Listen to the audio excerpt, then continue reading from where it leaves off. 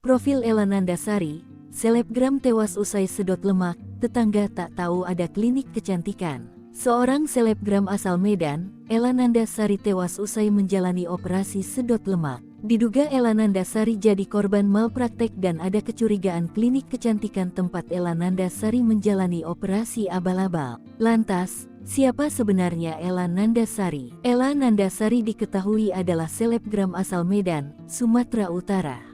Akun Instagram Ella yakni @elanzer sudah diikuti sebanyak 10.000 orang. Selain itu, wanita berusia 30 tahun itu juga merupakan seorang pebisnis. Ella Nandasari merupakan owner dari Fashion Neo dan juga Ens Karya yang merupakan bisnis karangan bunga.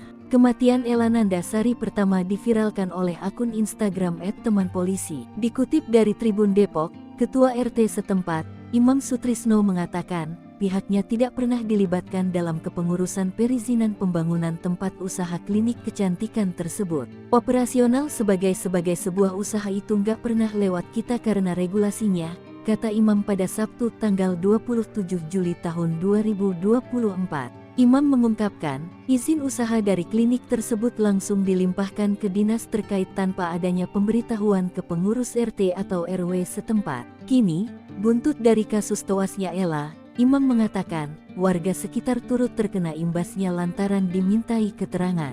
Imam menuturkan, pelibatan pengurus lingkungan sekitar oleh klinik kecantikan itu hanya dilakukan saat pendirian bangunan.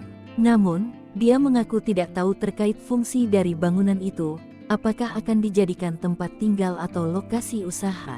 Imam menyebut, klinik kecantikan WSJ baru buka sekitar awal tahun 2024.